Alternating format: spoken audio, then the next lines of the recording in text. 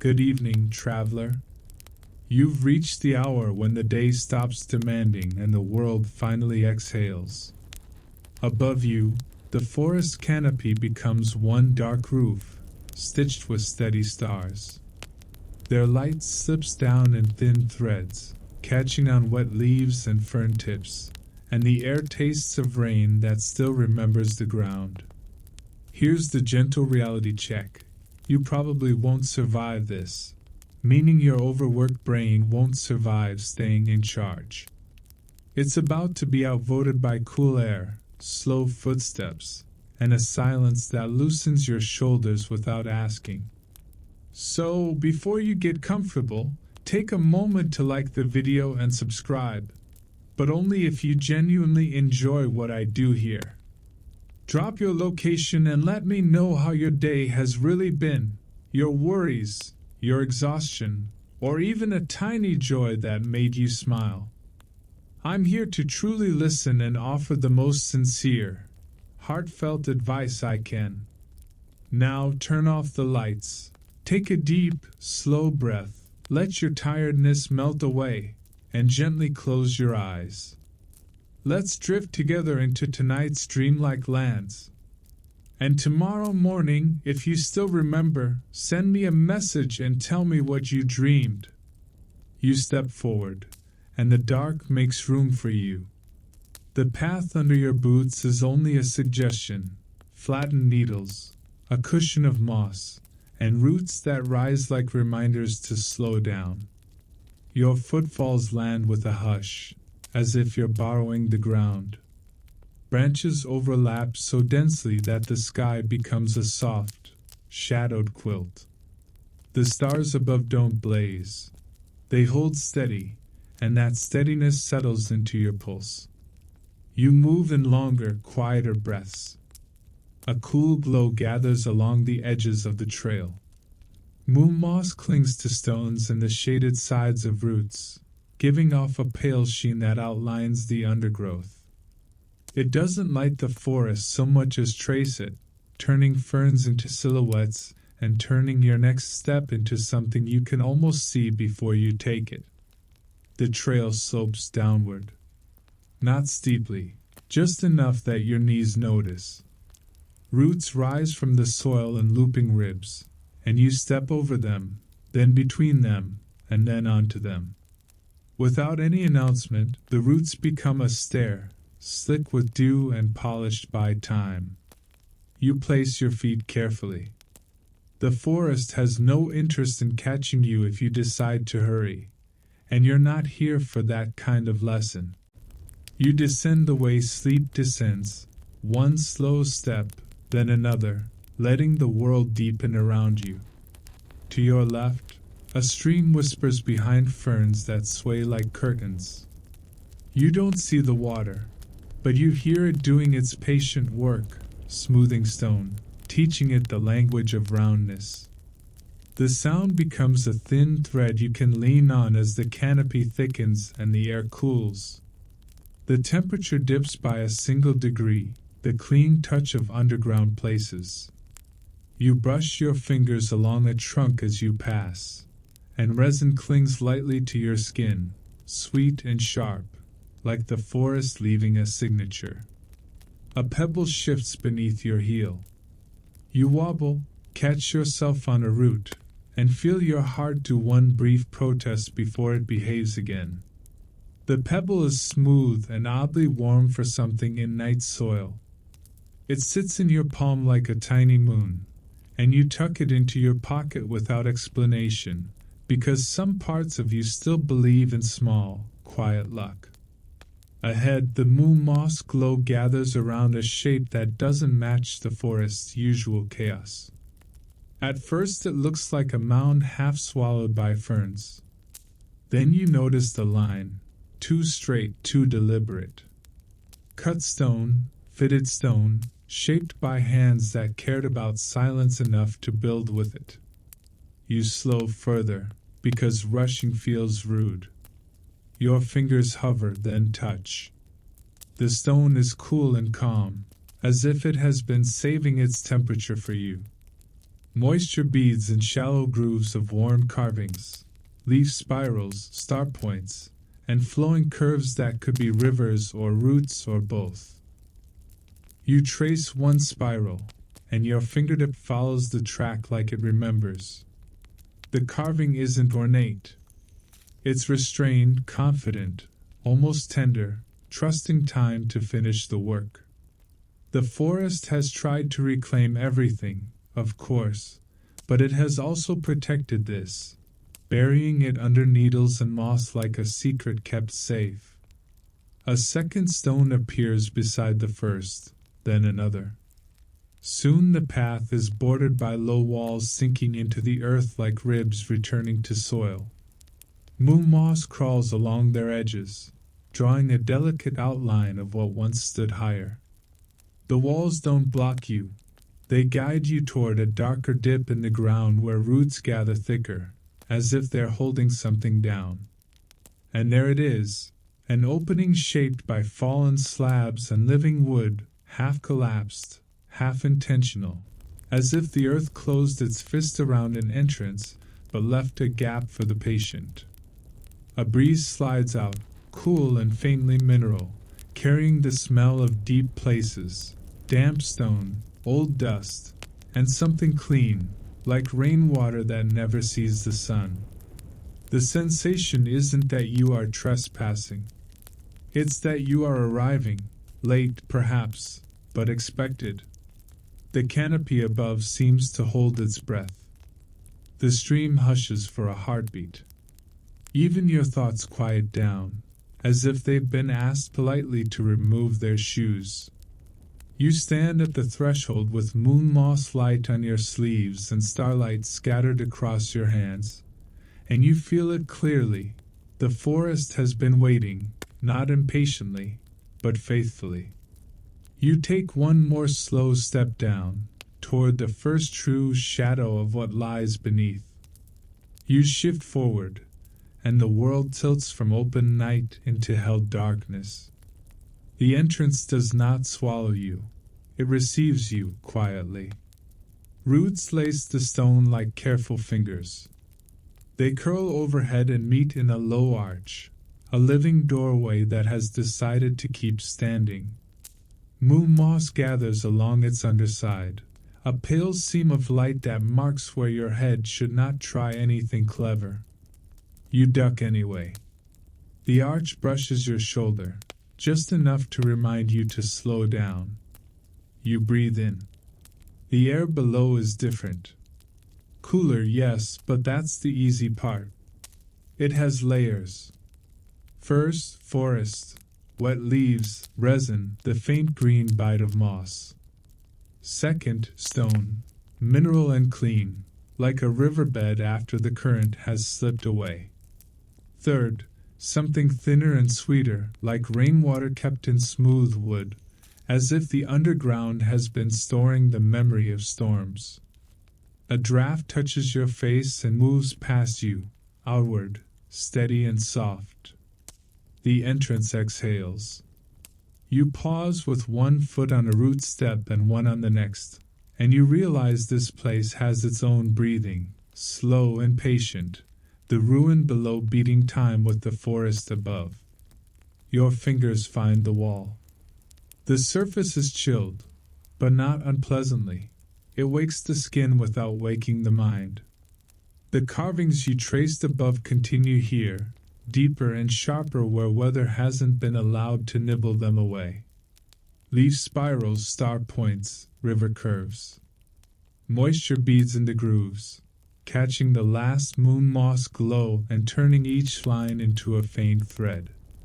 The descent is less a staircase and more an agreement between root and rock. Flat stones lie in uneven sequence, fitted together like a path remembered rather than designed. Roots cross them at intervals, making ridges your feet can grip.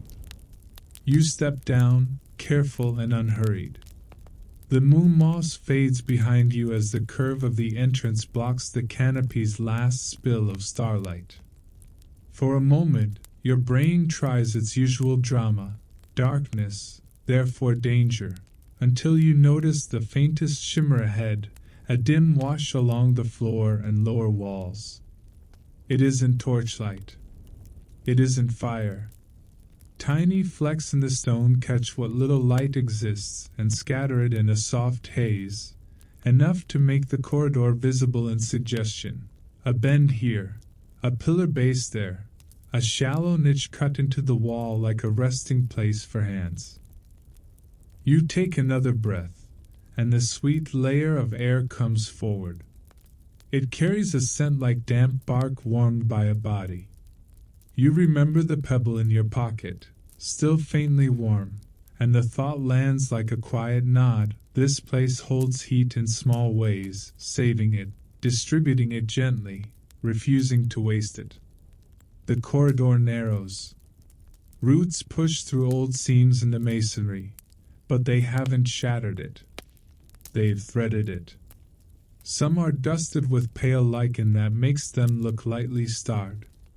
One curves across the path at knee height, and you step over it slowly, choosing dignity over the kind of tumble you'd replay for weeks at 3 in the morning. Your hand drifts along stone worn almost silky in places, smoothed by time and water and perhaps touch. There are faint scuffs at shoulder height, as if countless bodies have brushed past here, turning the passage into a habit. You are not the first, and the ruin does not mind that. Above, the stream's whisper thins until it's only a memory. In its place comes a quieter music, a steady drip somewhere ahead, and beneath it, a barely audible hum. At first you think it's your own blood in your ears. Then you stop, and the hum remains, soft, rhythmic, like a breath held close to sleep. You follow it without hurrying.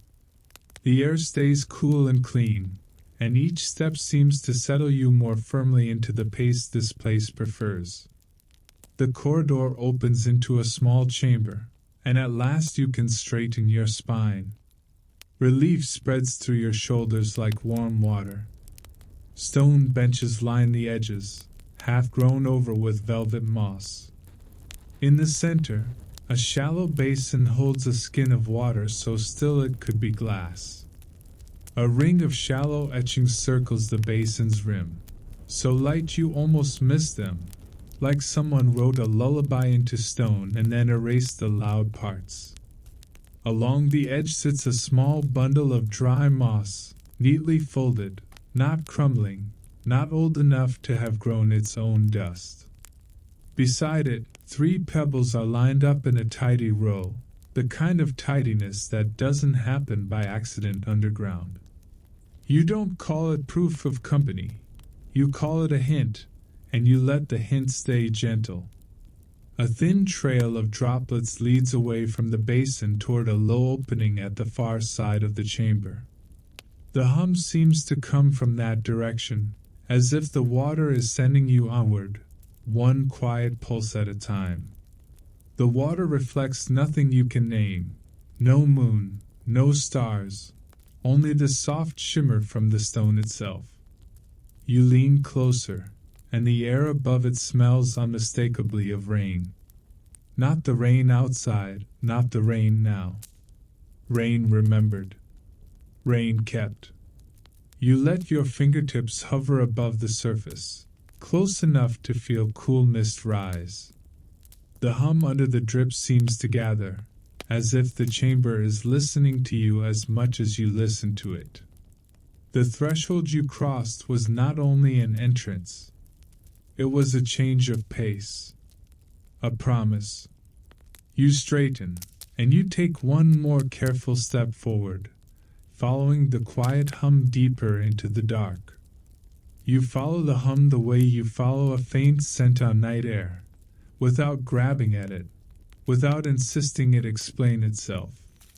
The low opening ahead asks you to bend again, and you oblige, because your ego has no useful purpose down here. Beyond the threshold, the corridor changes texture.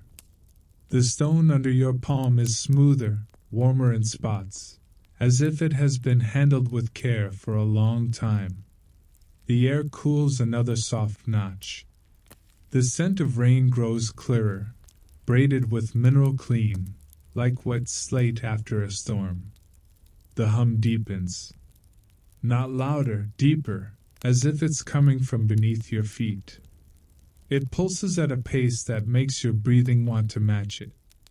Your jaw loosens. Your thoughts, those frantic little squirrels, finally notice there's nothing to chew on and go quiet. A narrow channel runs along the base of the wall. It's carved with the same restrained leaf spirals you traced above, but here the grooves are practical. A thin thread of moisture clings to the channel's lip, then slides forward in slow motion, as if even the water is trying not to wake anyone. You crouch just enough to see the trick. The water isn't streaming. It's moving by touch, beating, joining, releasing, guided by tiny ridges in stone. Every few handspans, the groove narrows, pinching a droplet into a perfect round, then letting it pass. Patience engineered into rock. You stand and keep walking. The corridor widens into a shallow hall with low pillars that look grown rather than built. Their bases flare like trunks, the ceiling arches in gentle ribs, echoing the root door behind you. In places, roots have threaded themselves through old seams, not to shatter anything, but to stitch. The hum becomes layered sound. Drip. Pause. Drip. Under it, a soft continuous note, like a distant bowl being stroked by air. It's the kind of sound you feel in your sternum more than you hear in your ears. The ruin isn't silent. It's simply not noisy the way your day was. A faint glow appears ahead, cool, milky silver that seems to sit inside the stone. The hall bends toward it, and the carved channel gathers more droplets, as if the air itself is donating moisture. You round the bend and step into a chamber that stops you without your permission. The ceiling rises higher here, and the air feels open, even underground. In the center lies a cistern, an oval pool held by a ring of stones so finely fitted it looks poured rather than stacked. The water is dark, but not empty dark. It holds that silver glow like a secret, reflecting it in ripples that barely move. The hum is stronger here, and now you can locate it. It lives in the water itself, in the way the surface vibrates at a frequency too gentle to see and too steady to ignore. Along the rim, shallow runes curl, more like instructions than writing. Leaf spirals become arrows. Star points become junctions. River curves become slopes. Everything you've touched so far has been a map of how water should behave. The channel you followed joins the cistern at a narrow lip. A droplet arrives, pauses as if listening, then releases into the pool. The moment it touches the surface, the hum shifts, just a hair, like a chord changing. Not dramatic. Intimate. You lean closer. The scent of rain is strongest here, clean enough to feel like a promise. Your face catches a faint coolness, a mist that isn't rising from warmth but from motion, tiny vibrations coaxing the air into softness. You look up and finally notice what the darkness was hiding. Thin stone fins line the walls, arranged like vertical leaves. Between them, narrow gaps descend into the rock. Their vents designed. The fins catch moisture from the air, condensation clinging to cold surfaces, then guide it into hidden grooves. The ruin drinks from breath, from mist, from the forest's damp generosity. You press your ear near one fin. The hum clarifies into a set of tones, as if the chamber is an instrument and the water is the hand playing it. At the far side of the cistern, a second channel carries water away. It disappears into the floor, likely feeding other chambers you haven't seen yet. The system doesn't hoard, it circulates. Near the incoming lip, you spot a small kindness, a smooth stone set precisely where droplets fall. Each new droplet hits it first, splits into two smaller beads, then slides into the pool. The split softens the impact, keeps the hum steady. Someone has thought about the water's feelings. Or, more accurately, someone has thought about your nervous system. You let your fingertips rest on the rim. The stone is cool and steady. The hum vibrates faintly into your skin, a quiet massage you didn't ask for but will absolutely accept. You walk a slow half circle around the cistern, watching how the silver shifts across the surface. Somewhere deeper in the system, a droplet falls, one then another, like a call without a voice. The cistern answers with its steady tone, and the air in the chamber settles around that agreement. You stand there until your breathing matches it again, and you learn something simple and old. This place survives by listening to water, and water survives by being listened to. You turn toward the corridor where the outgoing channel disappears, ready to follow the ruin's quiet song onward. You turn toward the place where the outgoing channel disappears, and you follow it the way you'd follow a lullaby down a hallway, slowly, without demanding it explain itself. The Munwell's hum stays with you at first, a steady undertone in your ribs, but it thins as you leave the chamber, and the walls begin to drink the sound. The corridor narrows. The stone fins continue here, set into the walls like pressed leaves. Between them, the air moves in thin, cool ribbons. Every few steps a draft brushes your cheek, as if the ruin is checking your temperature the way a careful host adjusts a blanket without waking you. The channel runs along the floor now, a shallow groove that threads forward and occasionally vanishes under a slab only to reappear a few steps later. Tiny ridges guide the moisture with quiet authority. Your entire day could have used ridges like this, little carved instructions preventing your thoughts from spilling everywhere. Ahead, the darkness becomes readable. Small patches of lichen cling to the stone at regular intervals, each patch a soft pearl of light. It isn't the scattered glow of moon moss. These are deliberate, placed, as if someone decided the corridor should have lanterns and also decided fire was rude. When you pause, the lichen's glow seems to steady and deepen, turning the edges of the passage clearer. When you move too quickly, it looks dimmer, not in protest, just in that gentle, non-judgmental way that still makes you feel mildly embarrassed. So you slow, and the light rewards you by remaining calm. The lantern lichen leads you into a stairwell cut directly into rock. The steps are shallow and wide, built for unhurried feet. Along the inner curve, the lichen forms a thin ribbon, like a handrail made of light. You descend. The air cools another notch, and the scent shifts. Less rain now, more stone, and a faint resin sweetness, like sap remembered. Your pocket pebble warms against your thigh, as if it approves of the direction.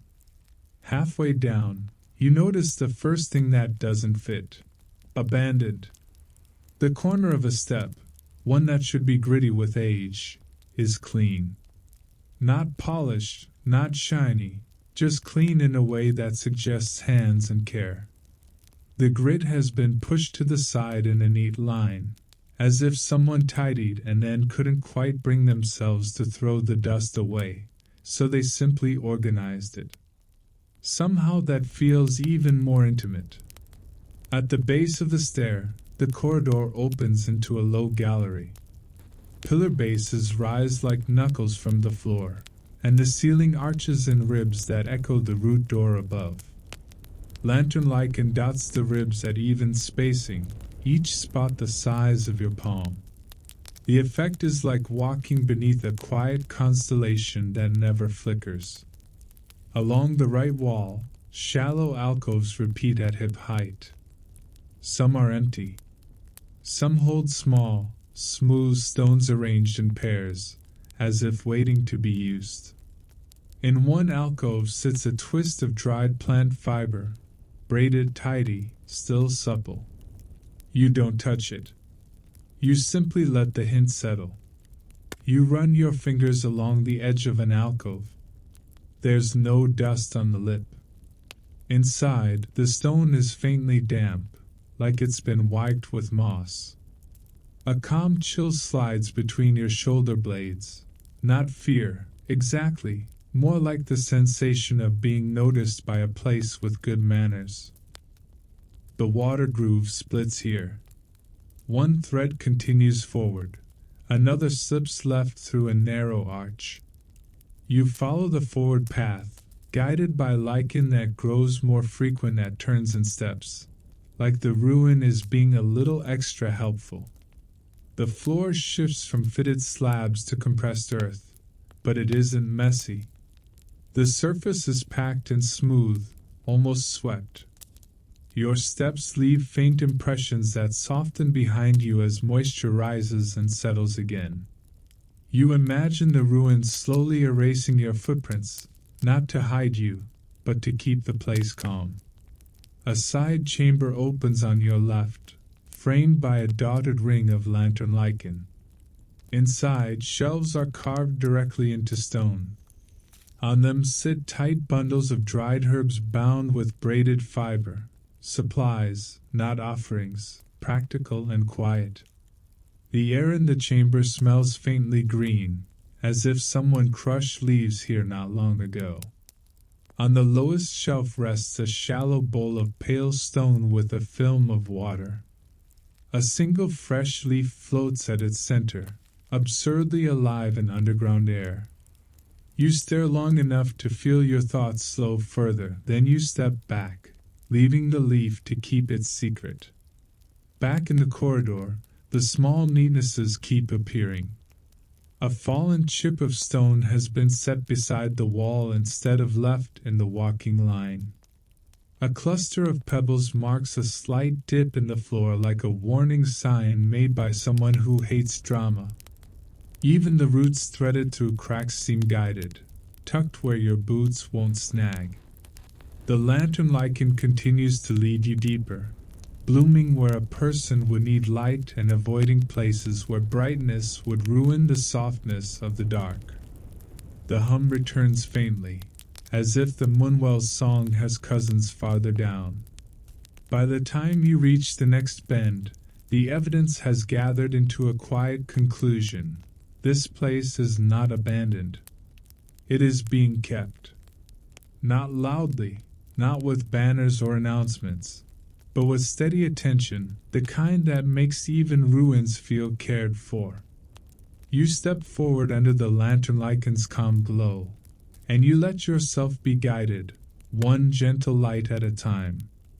You keep moving, and the corridor keeps behaving like a quiet host who's decided you're not allowed to feel lost.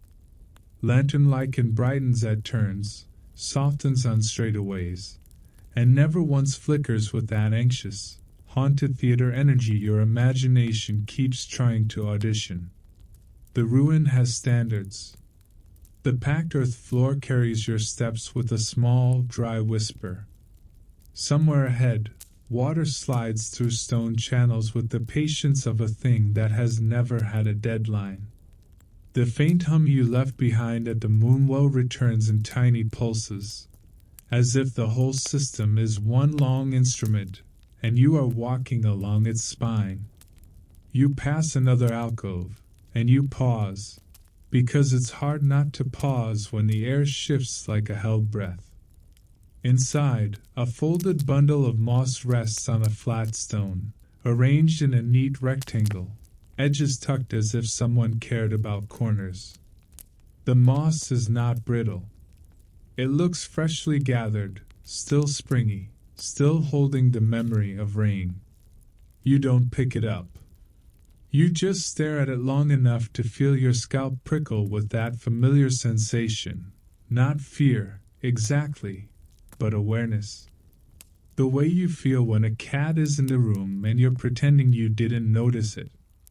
You move on, slower. Your boot catches on a root ridge and you wobble. It's a tiny stumble, barely worth acknowledging, but your body does its reflexive flare anyway. Heart jump, shoulders tense, brain ready to compose an epic about the time you perished heroically to a decorative root. You steady yourself, and you feel something else. The stone at your side is warm. Not warm like sunlit rock. Warm like a hand was here. A low, gentle heat sits in the surface, as if it's been holding warmth for a while and is willing to share. Your fingers linger, and the warmth seeps into your skin with patient calm. The pebble in your pocket answers with its own faint heat, like it's part of the same quiet economy. A little farther on, you find the reason your boot caught. A thin strip of bark has been laid across the most slippery root ridge, pressed down into place. It's not nailed. It's simply fitted and weighted by small stones along its edges, stones arranged in an almost playful symmetry, like someone couldn't resist making the practical thing look pleasing. You step over it with care. Then, because you are a reasonable person who occasionally learns, you step on it instead and feel the improved grip. It's absurdly comforting, this small allowance. Someone noticed that this spot could trip a traveler, and someone fixed it. Quietly. Patiently. Without making a sign about it. The corridor widens again into a chamber that feels like a resting place. Lantern-like and makes a gentle ring along the ceiling ribs, outlining a space with low benches and a central stone table. The table's surface is clean enough to reflect a faint blur of light. A shallow groove runs along one edge, guiding droplets toward a small basin in the corner. Everything here is designed to prevent fuss. On one bench sits a bundle of reed-like fibers, braided and looped into coils. On another, a small stack of flat stones is arranged by size, largest at bottom, smallest at top. There's no dust on the top stone. You can't help it. You lean closer, letting your breath slow, looking for the simplest explanation that isn't your imagination doing backflips. The simplest explanation is, unfortunately, the one your bones already believe. The air in the chamber carries a faint scent of crushed leaves, fresh enough to suggest recent hands.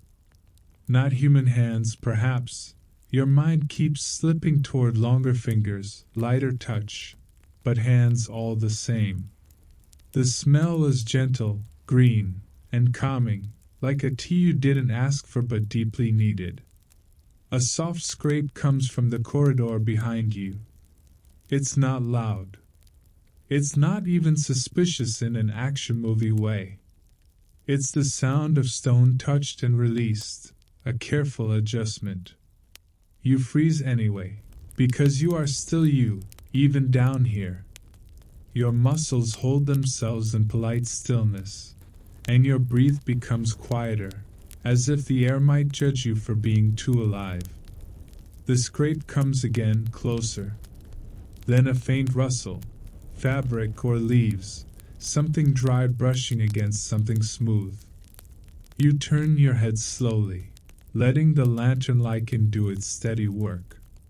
The corridor behind you looks the same. The light remains calm. The walls do not suddenly sprout threatening shadows. The only change is in the air, which feels attended.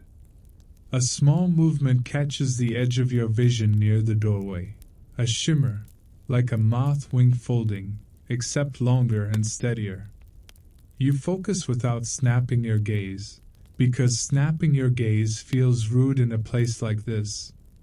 A figure stands just beyond the threshold, half in shadow, half in the lichen's glow. They are tall, but not looming. Their posture is relaxed, as if standing quietly is their default state. Hair, pale as dried grass, or dark as bark depending on how the light touches it, falls in soft layers. The edges of their garments look woven rather than stitched, patterned like leaf veins, the fabric moving in slow agreement with the air. Their face is calm, composed of angles softened by patience. And yes, there it is, unmistakable even in dim light, the gentle taper of ears that curve a little longer than yours, not exaggerated, just different. Like you don't hear footsteps, yet another presence appears behind the first, then another, as if the chamber has been quietly filling. They do not crowd you. They keep a respectful distance, forming a loose arc near the doorway, leaving the center of the room open like an offering of space. No one speaks. No one needs to. One of them, perhaps the first, raises a hand slowly, palm open, fingers long and relaxed. The gesture is not a command. It's a soft acknowledgement, a wordless version of yes, you're here, yes, we noticed, no, you don't have to perform.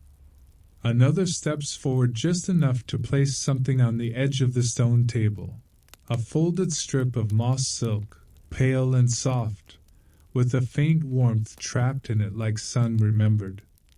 They withdraw without hurry, eyes steady, expression serene.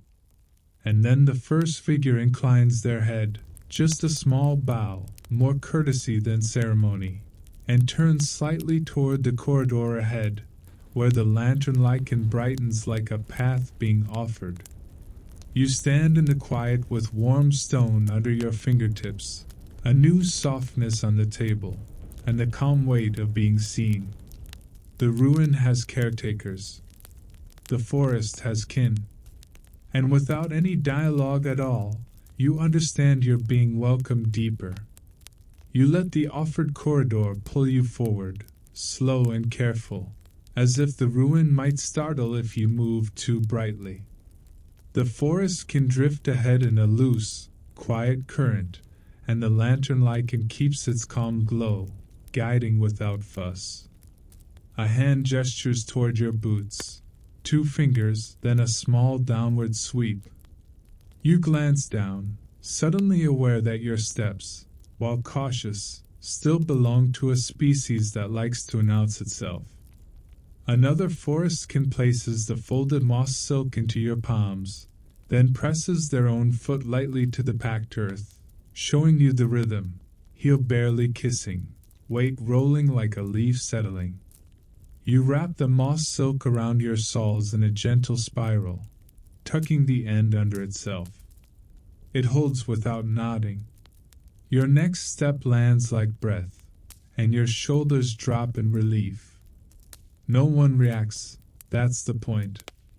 The corridor simply feels smoother, like you've stopped scratching the air. They lead you into a passage where roots thread the ceiling ribs in graceful loops. At intervals, they pause to tend the living architecture. One crouches beside a root that has drifted too close to a carved seam and cradles it with both hands, guiding its curve away from stone. Another offers a strip of braided fiber. Together they wrap the root at a soft angle, encouraging it like a vine that deserves boundaries. A third forestkin opens a small stone cup of glossy resin and dabs it where root meets rock. The scent is sweet and sharp, forest turned into paste. The resin seals tiny gaps, quieting drafts that would whistle, keeping the ruin's breath slow and even. You watch their fingertips press and release with patient precision and realize this place is held together by maintenance, not drama. You are invited to help. A forestkin sets a handful of dry moss in your palms and taps a patch of grit near the wall. You kneel and sweep in slow arcs. Dust gathers neatly, clinging to the fibers, and the stone beneath appears, clean, calm, faintly damp. When you lift the moss to show what you collected, the forestkin inclines their head, not praise, just recognition. Yes, this is how we keep things gentle. Farther along, they stop at a cluster of lantern lichen on an arch rib. Up close, the glow has texture, veins of brightness, soft as milk and water. One forestkin cups their hands around it and breathes slowly, close but not touching. Moisture pearls on the stone and sinks into shallow grooves. Another drips a few droplets from a leaf into the same grooves. The lichen brightens by a fraction, steadies, then settles again. You lean in, fascinated, and remember that your warm mammal breath is basically a loud opinion in this quiet ecosystem. You temper it. A forestkin brushes a fingertip along the patch's edge, removing the thinnest film of dust, and the corridor becomes instantly more readable. Light here is cultivated like a garden, trimmed, watered, and kept low enough to soothe. The passage slopes upward. The air turns cooler and drier, with that clean bite of stone closer to surface night. You pass a narrow vent fissure where the forest breathes in and out. A forestkin presses 2 fingers to the fissure, then to their own throat, then releases their hand, an elegant warning to keep your noise inside your ribs. They guide you into a chamber where sound seems to dissolve. The floor is layered with thick moss mats. Hanging strips of bark cloth line the walls, drinking echoes before they can form. Even your heartbeat feels muffled. This is how the ruin practices sleep, not by sealing itself shut, but by softening every edge. In the center, a low basin holds still water, mirror dark. Above it, a narrow shaft rises toward the canopy. You can't see the sky directly, but you can see its light. Starlight slips down the shaft and lands on the water, where it becomes a trembling map. The forest can gather in a respectful ring. One kneels and places small warm pebbles into grooves along the rim. Another touches the surface with a leaf tip, sending a slow ripple across the reflection. The ripple bends the points into lines, and the pattern settles into constellations reformed in water. They adjust the pebbles by breaths, sliding, pausing, watching the reflected stars align. No naming, no counting, just a steady attention that makes your own mind stop trying so hard. You understand quietly that this is part of keeping the ruin asleep, aligning its breath with the sky, reminding stone and root that the night has a rhythm older than worry. A forestkin gestures to your pocket, then to an empty groove. You retrieve your warm pebble, the one that started as a stumble and became a small companion, and set it into place. It fits as if the groove has been waiting. The reflected pattern steadies by a hair, and the basin's surface calms. No one celebrates. They don't need to. They make a final slow circuit around the water, hands hovering above it like smoothing a blanket without disturbing a sleeper beneath. Lantern lichen is dimmed here on purpose, kept low and soft. Even light has bedtime. Then they turn, and the corridor ahead brightens just enough to guide you onward. You follow with moss silk under your boots, resin-sweet air in your lungs, and the calm certainty that you're walking with caretakers who know exactly how to keep a silent place peaceful. You follow the soft brightening of lantern lichen, and the calm ring of the star basin stays behind you like an aftertaste. Cool water, steady constellations, your little warm pebble sitting in its groove as if it has always belonged to something larger than your pocket. The moss silk under your boots makes your steps almost disappear, which is honestly a relief, because the ruin's whole personality is, "Please stop being loud," and you're trying your best. The corridor opens gradually, not with a dramatic reveal, but with the quiet confidence of a place that knows it's beautiful and doesn't need to point it out. The walls broaden into a long hall whose ceiling ribs resemble overlapping fronds. Carvings run along those ribs, leaf veins, root lattices, river lines, so precise and gentle that the stone seems to be remembering how to be wood. Lantern lichen is set into the carvings at intervals, nested in shallow hollows shaped like seed pods. The glow doesn't wash the hall. It pools in soft ovals, leaving the edges dreamy and indistinct. Light here is not for visibility. It's for comfort. Along the hall's center runs a wide channel, not deep, just enough to guide a thin sheet of water. It moves with that slow, obedient glide you've started to recognize, and it carries the Munwell's hum in a faint ribbon, barely audible, but present, like a shared heartbeat connecting chambers. The forest can drift to the sides of the hall, and you realize it isn't a corridor at all.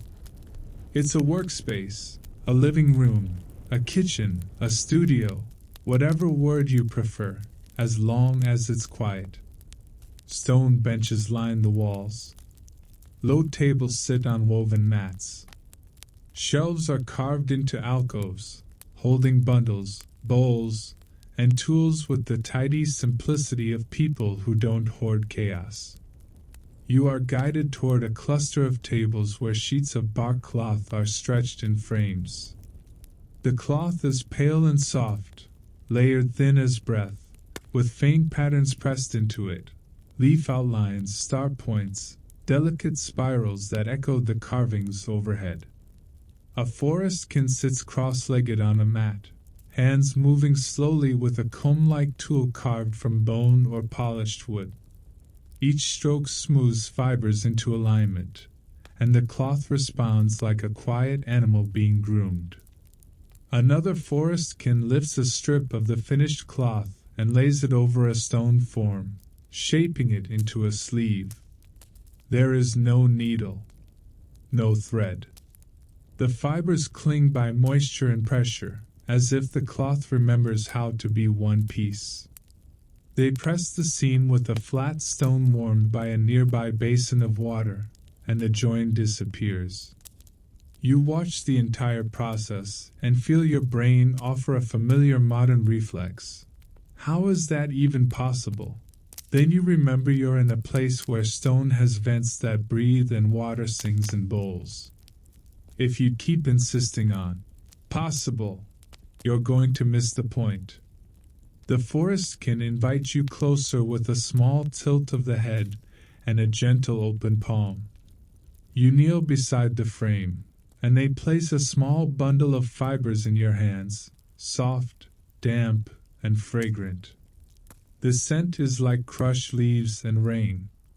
They demonstrate with slow fingers spread, press, smooth. You mimic, clumsy but careful. The fibers shift under your touch, and when you press them into the cloth, they melt into the weave with surprising willingness. Your first attempt is uneven. Your second is less uneven. By your third, the cloth's surface becomes smooth enough that lantern-lichen glow schemes across it like moonlight over still water. The forestkin's calm doesn't change, but you sense approval in the quiet way they pause to let you feel the small success. No applause. No ceremony. Just the subtle relief of doing something gentle correctly. Further down the hall, A different craft catches the glow. A line of stones set on a low table, each stone a pale gray that holds light strangely. Moonstone, you think, not the gemstone in the theatrical sense, but rock that contains a milky sheen, like captured fog. Forest can sit. A forestkin sits beside the stones with a shallow bowl of water and a handful of polishing pads made from layered moss. They dip the pad, squeeze it once, and then rub the stone in slow circles. The surface changes by fractions, dull to satin to a soft internal glow. When they tilt it, lantern lichen slides through the stone rather than reflecting off it, as if the light is being welcomed inside. The polished stones are placed into carved sockets along the hall's ribs, where they act as light moderators. Some stones brighten corners, some soften shadows, some funnel glow toward the water channel. Architecture here doesn't just hold weight, it shapes mood. Even the ceiling is doing emotional labor, and it's doing it quietly, like a professional. You're guided to try polishing. A damp moss pad is set in your palm. The stone is cool at first, then slowly warms under your fingers. The motion becomes soothing, repetitive, like smoothing wrinkles from a bedsheet. As the surface brightens, your own thoughts seem to brighten in that same soft way, not sharper, just calmer, clearer. Nearby, the scent of resin and herbs thickens into something unmistakably comforting. A low heat radiates from a stone slab set over a shallow channel of warm water. On top rests a wide bowl, steam barely visible in lantern lichen light. Forest can move around it with practiced ease, placing sprigs of dried leaves, bits of bark, and small pellets of resin into the bowl. They stir with a flat stick, slow enough that the liquid never sloshes. The aroma blooms, sweet, sharp, and green all at once. It's the smell of the forest made drinkable. A forestkin pours the infusion into small cups carved from pale stone, each cup warmed by brief contact with the heated slab. They set one cup near you, not pushing it into your hands, just placing it within reach like a gentle suggestion. Your body reaches before your mind finishes debating. You cradle the cup. The warmth seeps into your palms. You inhale, and the steam feels like it's untangling something behind your eyes. You sip. The taste is subtle, resin sweetness first, then a clean bitterness like leaf skin, then a mineral coolness that lingers. It's not a beverage that demands attention.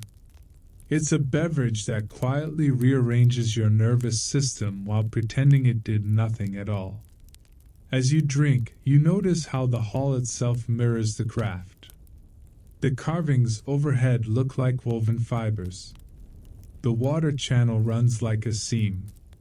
The polished moonstones sit like buttons of light.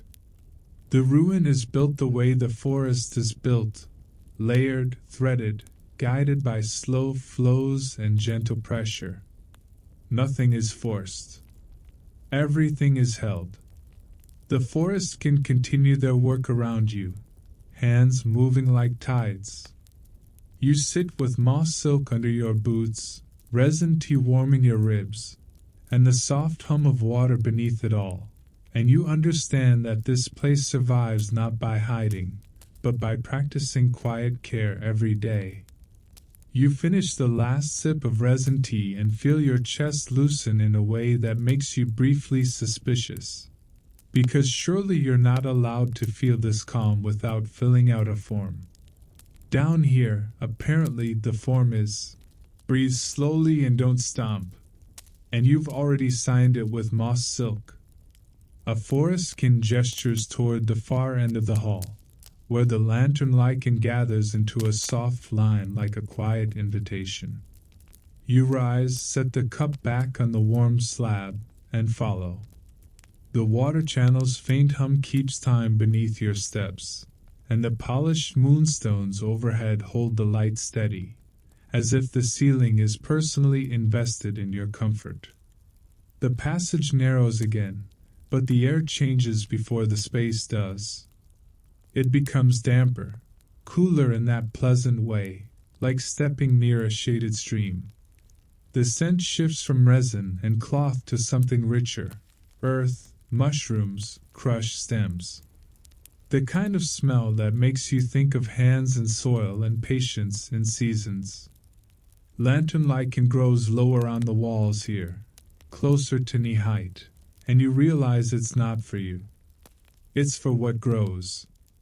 The corridor opens into an undercroft garden, and the word garden almost feels too loud for it. This is not a bright riot of color. This is a quiet, subterranean ecology. Terrace beds carved into stone, each level edged with smooth ridges to hold soil and moisture the way the water channels hold droplets. Mist hangs in the air, so fine it looks like the ruin is exhaling through its own ribs. It beads on your eyelashes. It settles on your sleeves. It makes everything soft around the edges, including the part of your brain that tries to categorize and control. Along the nearest terrace, pale fungi rise in clusters like small lanterns of their own. Their caps glow faintly, blue-white, milk-green, just enough to trace shapes without shouting. Some caps are smooth domes. Others are frilled, like tiny skirts. They pulse with a slow rhythm, not flickering, more like breathing. The effect is deeply unfair, because you came here thinking you'd be the mysterious one, and the mushrooms are already doing it better. Forest can move through the beds with easy familiarity. One kneels beside a cluster and lifts a cap gently, checking the underside with a fingertip. Another carries a shallow tray of woven bark and lays harvested fungi in neat rows, never stacking, never bruising. A third sprinkles a pinch of crushed leaf over a patch of soil, then smooths it with the flat of their palm, as if tucking something in. You watch, and the rhythm of their work pulls you into the same slow pace. They don't yank plants. They don't hurry harvest. Everything is done in small, respectful motions, like the ruin itself might be listening. Water arrives without any visible stream. Instead, it condenses. Stone fins line the walls here too, but they're thinner, more numerous, arranged like overlapping blades of grass. Moisture gathers on them from the misty air, pearls forming, growing heavy, then releasing into tiny grooves. Those grooves feed the terraces in delicate threads. Droplets fall in slow intervals, landing on moss pads placed strategically around roots and stems, distributing moisture with gentle efficiency. The whole system is a lullaby made of physics. A forest kin gestures upward, toward a narrow slit in the ceiling where cooler air drifts down. The draft meets warmer air rising from deeper vents, and the clash creates mist, constant, soft, and controlled. You realize the ruin isn't merely sheltering a garden. It is engineering a climate, the way a careful person adjusts a room until it's perfect for sleep. They lead you along a narrow stone path between terraces. Your moss silk steps keep you silent, and the fungi glow under your feet like a faint constellation of ground stars. Somewhere behind you, the water hum continues, threading into this space so softly that it feels more like sensation than sound. You pass beds of herbs, narrow-leaved plants that smell sharp when brushed, broad, velvety leaves that hold mist like little blankets, delicate stems with tiny pale blossoms that never see sunlight yet still insist on existing.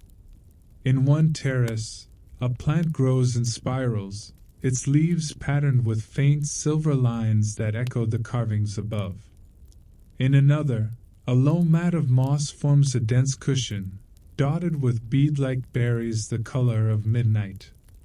Forests can harvest with tools that barely qualify as tools: smooth stone blades, polished wood wedges, thin bone picks. They cut stems cleanly, then press the cut end into damp moss to prevent wilting. They bundle herbs with braided fiber and hang them from stone hooks where a gentle draft keeps them dry. The hanging bundles look like tiny sleeping bats, swaying in slow agreement with the air. You are guided to a low table carved into the stone near the back of the garden.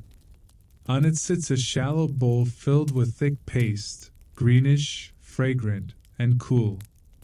A forestkin dips 2 fingers into the paste, then touches their own wrist lightly, showing the simplest instruction: medicine is made here.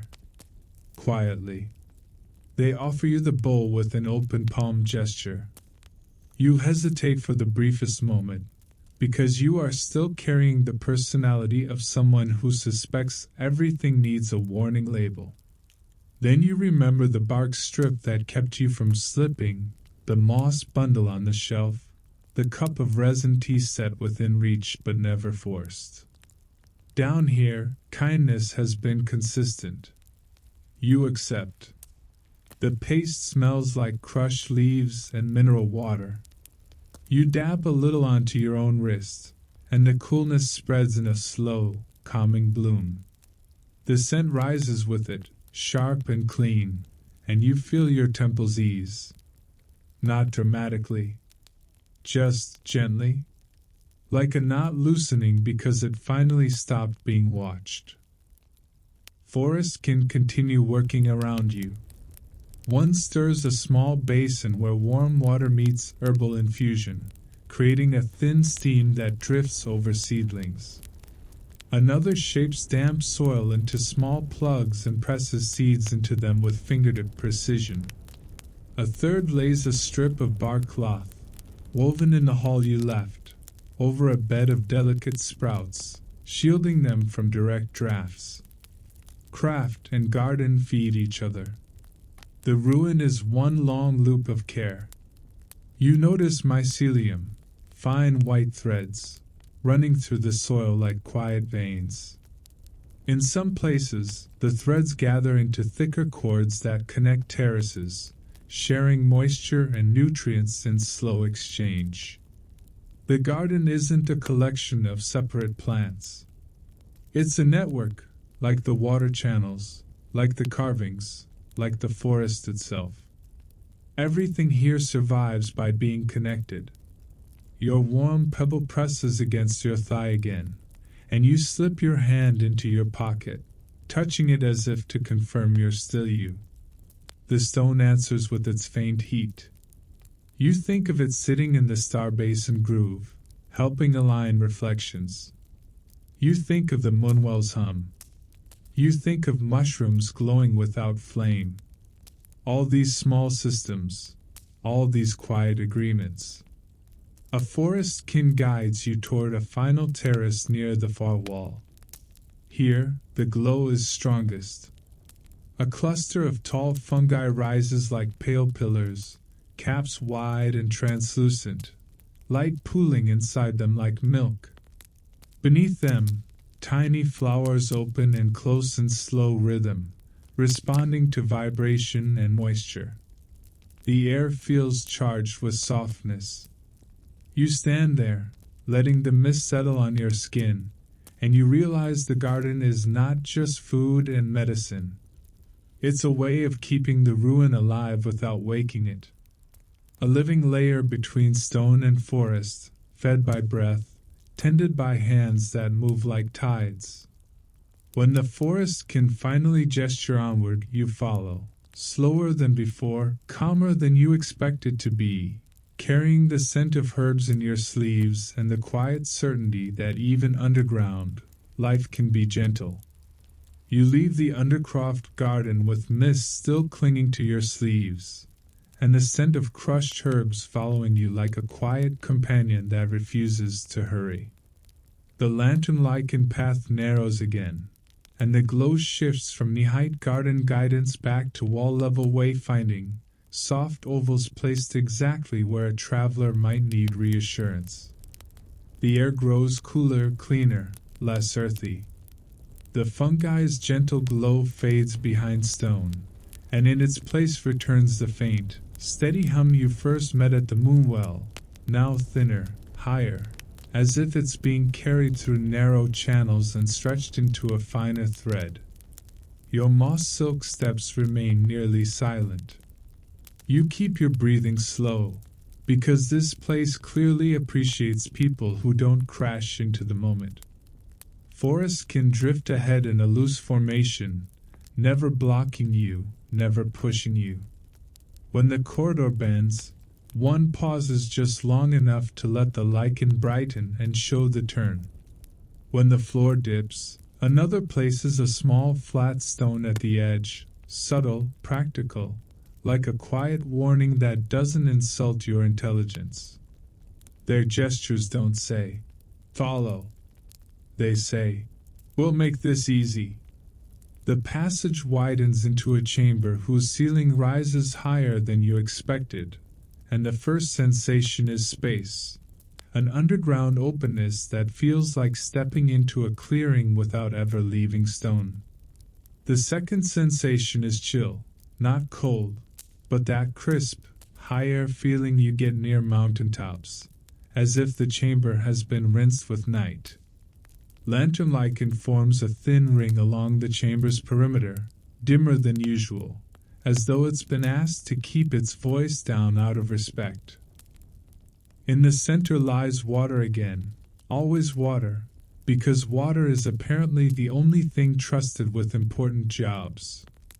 This is not a cistern like the Moonwell.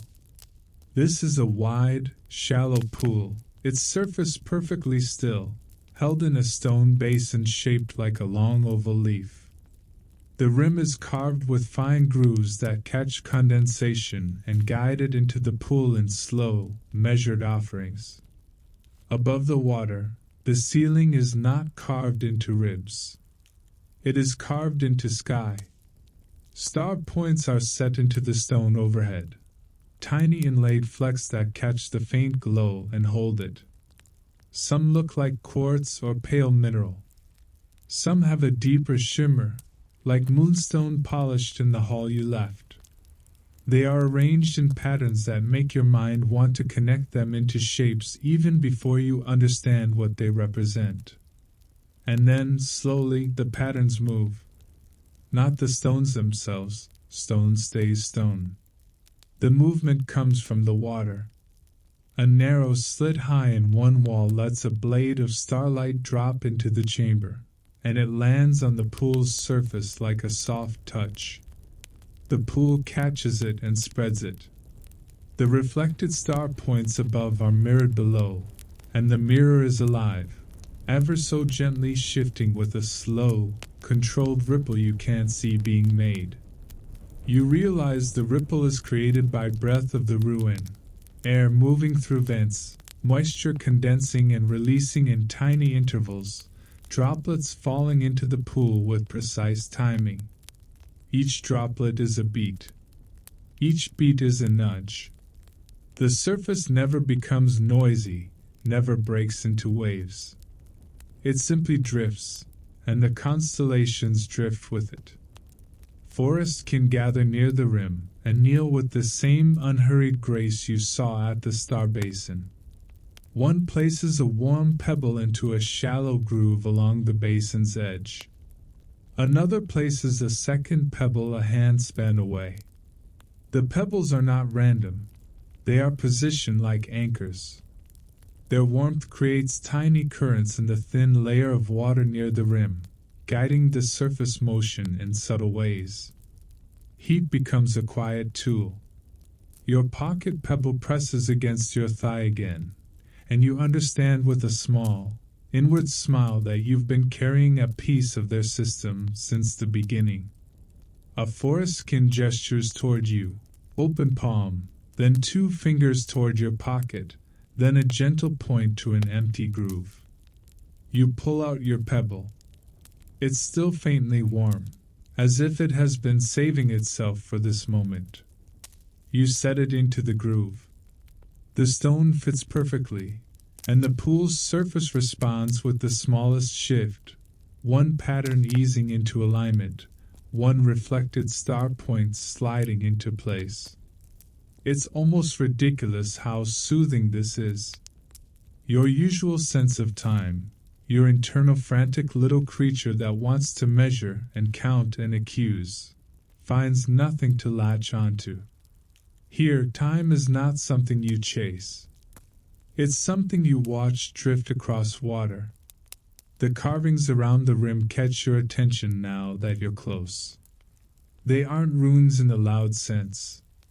They're marks, leaf spirals turned into cycles, star points turned into junctions, river curves turned into flow lines. There are no harsh angles, nothing sharp. Even measurement is softened, made to feel like a natural pattern rather than a demand. Forests can begin a slow ritual of adjustment. They move pebbles by fractions, then pause. They watch the surface for a long breath, then move a pebble again. Sometimes they lift a pebble and hold it above the groove for a moment, letting warmth fade from the water, letting the surface settle. Sometimes they press a fingertip against the rim where condensation gathers, guiding a droplet toward a specific notch, adding a beat to the pool's rhythm. You stand at the edge and feel the chamber's quiet intelligence. This is a calendar, yes, but not the kind that stares at you like an accusation. This is a calendar that behaves like weather. It marks time the way a river marks stone, by passing, by returning, by leaving gentle evidence. As the reflected constellations drift, you begin to recognize what the system is doing. Certain star patterns align with certain carvings on the rim. When the reflection crosses a spiral mark, a droplet falls from a hidden vent with slightly different timing, nudging the surface. The pool is not simply reflecting the sky. It is translating it into slow cycles: dew season, mushroom season, root tending season, deep cleaning season, the long quiet stretches when the ruin wants to be left entirely alone to sleep. You feel, rather than think, how the forests can live by this. Their crafts, their gardens, their maintenance, everything is timed by these gentle drifts. Not because someone orders them, because the ruin and the forest have rhythms, and they choose to match them. Your breathing slows further, syncing with the chamber's pulse. The lantern-like ring remains dim, respectful. The water continues its soft drift. Above and below, stars move in a way that doesn't hurry and doesn't stop, and you find yourself standing at the edge of time as if time is simply another quiet pool you're allowed to watch.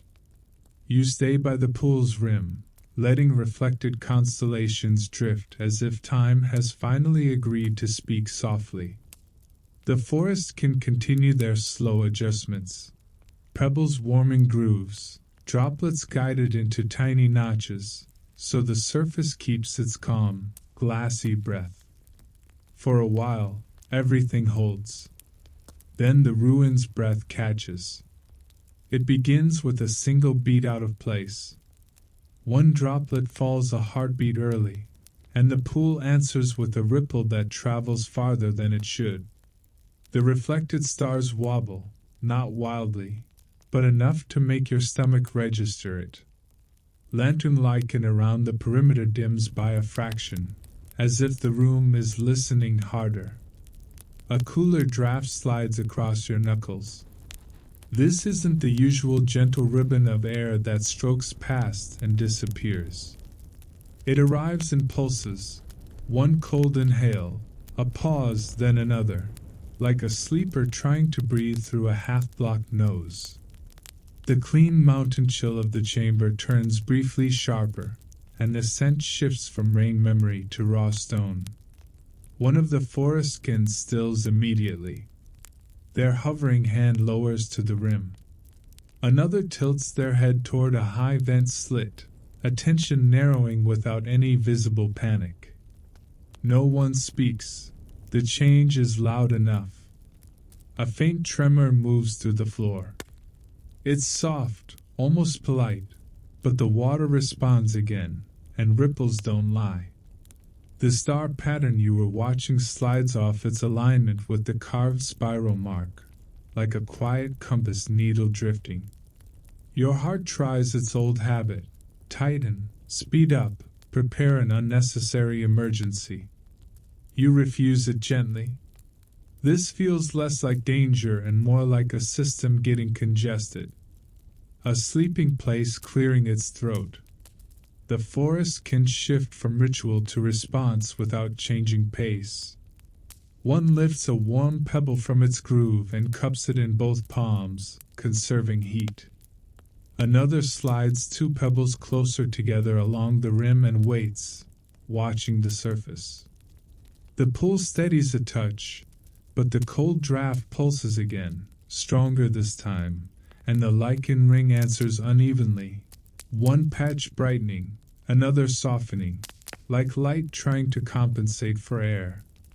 You feel the draft carry something faintly gritty, a dryness that doesn't belong in a misfed chamber. The smell is subtle, stone dust and silt, like a stream bed disturbed.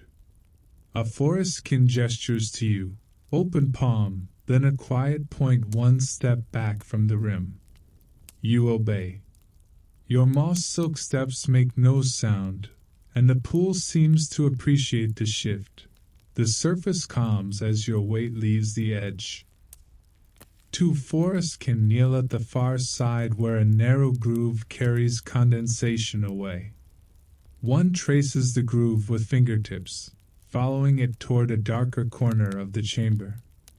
Another lifts a strip of bark cloth from a hook and holds it near the vent slit. In the pause between pulses, the cloth hangs still. When the next cold breath arrives, it tugs sharply toward the slit, as if something behind it is pulling too hard. The ruin exhales again, unevenly. A third forest skin brushes the back of their fingers along a stone fin. Condensation beads there, but not evenly, one section dry, another slick. Airflow has shifted, starving one part of the system and flooding another. In a place built on balance, the smallest imbalance feels like a lullaby stumbling. Lantern lichen responds in its own quiet language. A patch near the corner brightens, fades, brightens again, out of rhythm with the rest. The effect is strangely tender, light doing what it can while air misbehaves. The tremor returns, slightly stronger.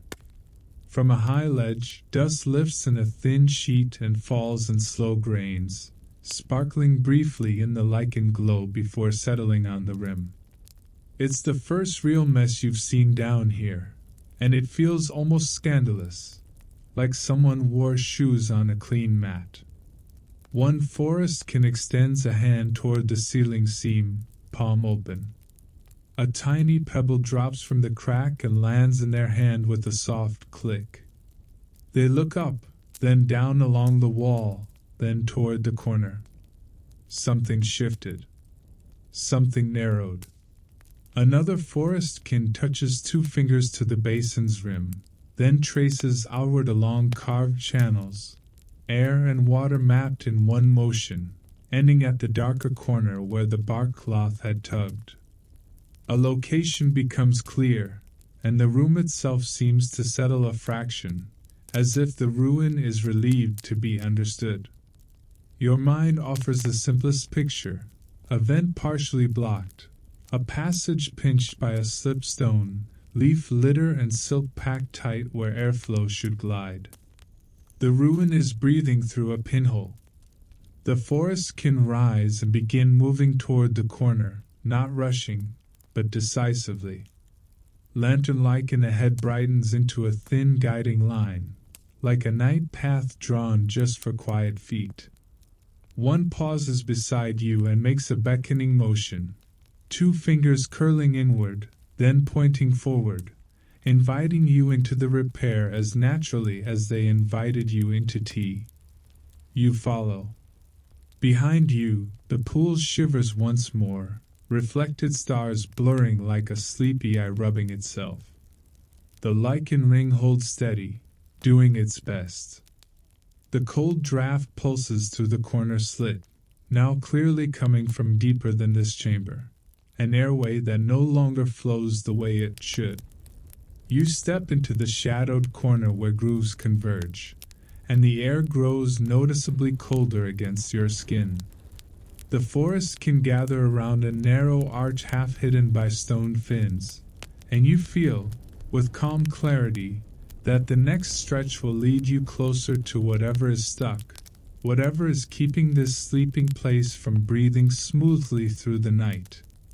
You lean into the shadowed corner and let the cold draft show you where it hurts. It doesn't blow. It tugs in small, uneven pulls, like the ruin is trying to sip air through a pinched reed. Lantern lichen lays a thin line of glow along the floor.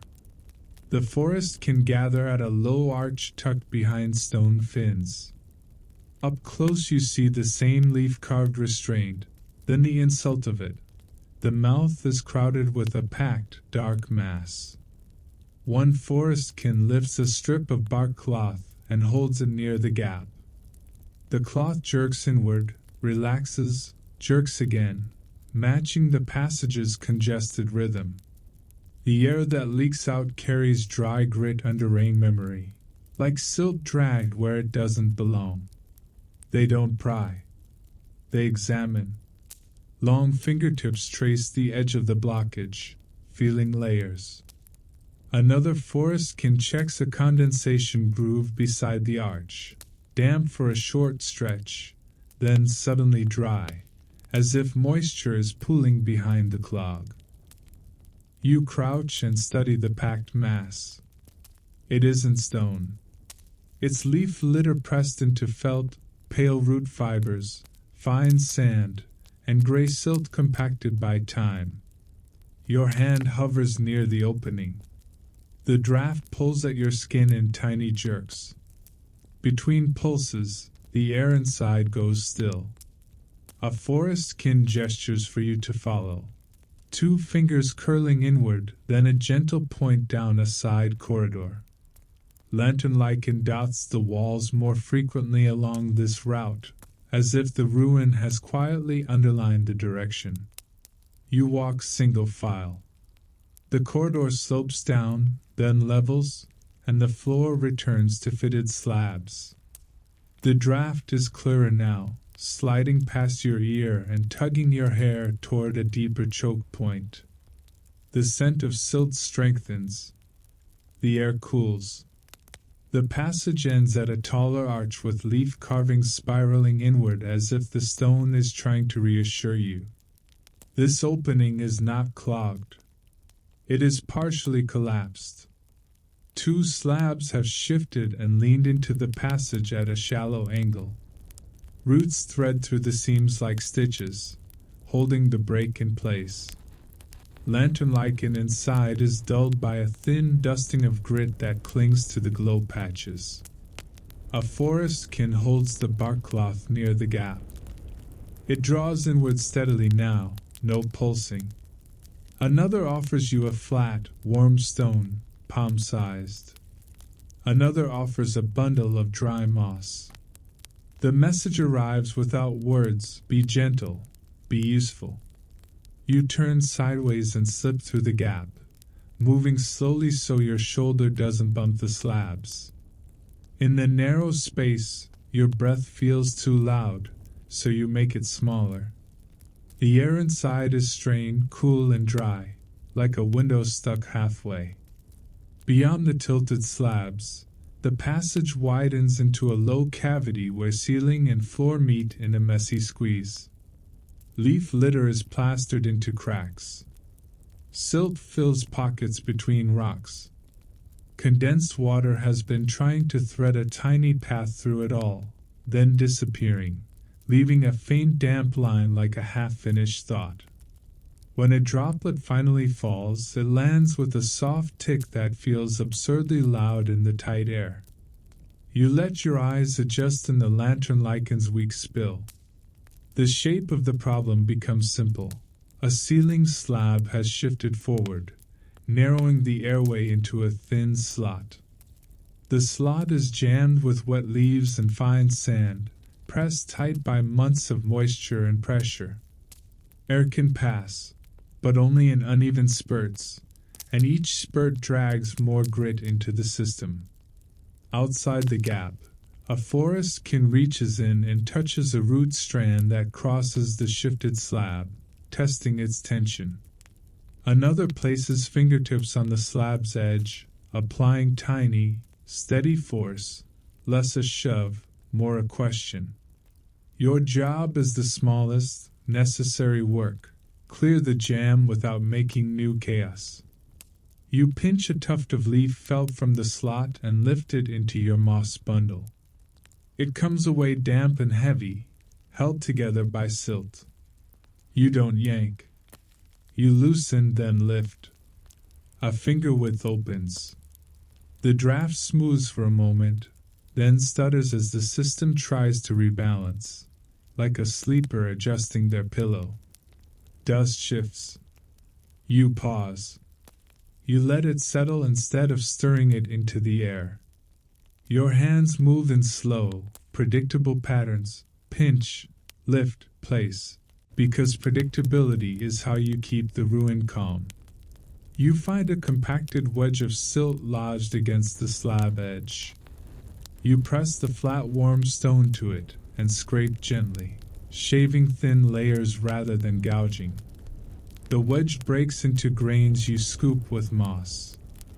Each small removal widens the slot by fractions. As the slot widens, the draft changes, less sharp, more continuous.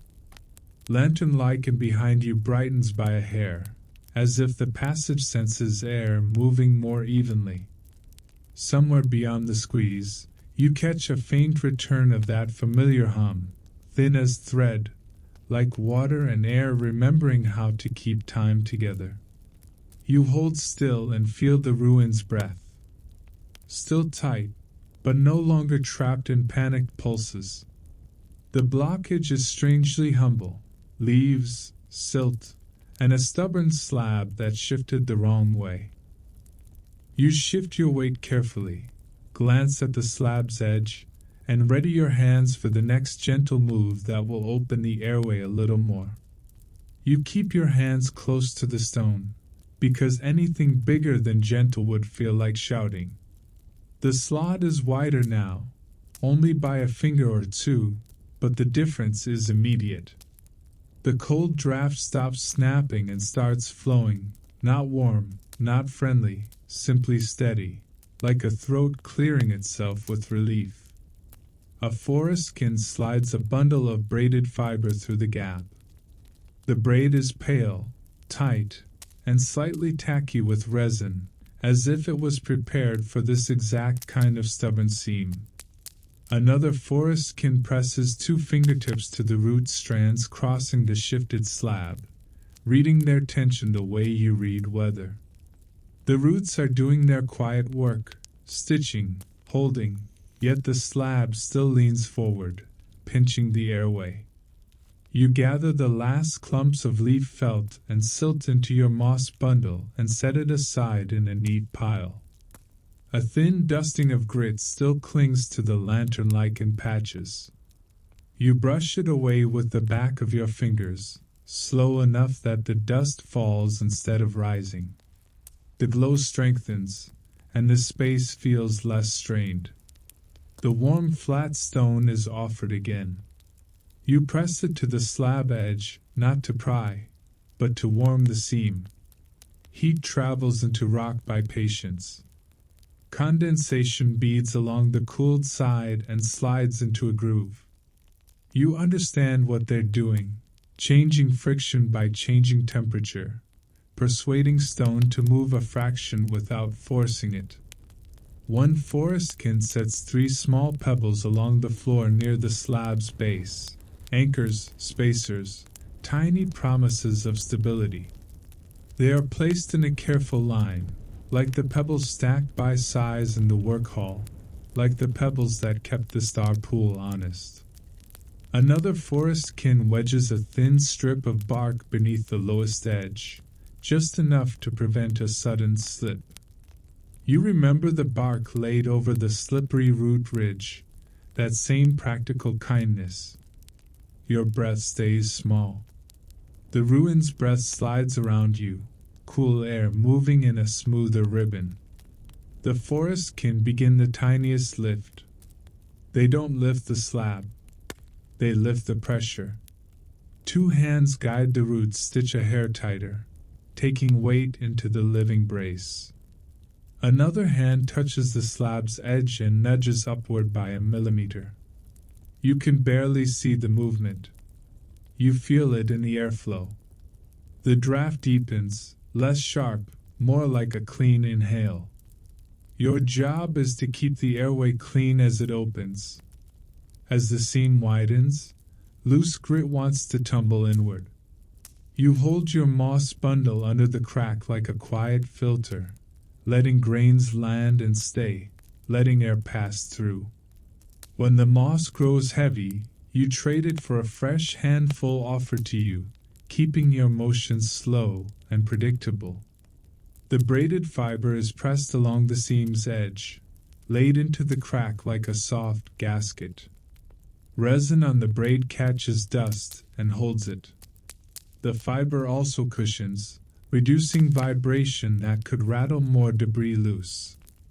It's the same principle as the split stone at the moonwell, that softened droplet impact, just applied to air instead of water. Keep the beat gentle, keep the system calm. The slab shifts again, another hair. The bark wedge gives a faint, dry complaint and holds. Roots tighten in their stitches. Lantern-like and steadies, as if approving of the new balance. You sweep the floor with moss, gathering the last of the silt that spilled during the earlier tremor, and you place it into a shallow stone dish so it won't wander back into vents. The air changes, subtle, but unmistakable. The passage stops feeling like a squeezed throat and starts feeling like a corridor with lungs. The draft no longer arrives in pulses. It becomes a steady, cool stream that moves past your ears and toward the chambers above, carrying away the faint gritty dryness and replacing it with clean rain memory. Somewhere beyond the tilt of stone, the ruin responds.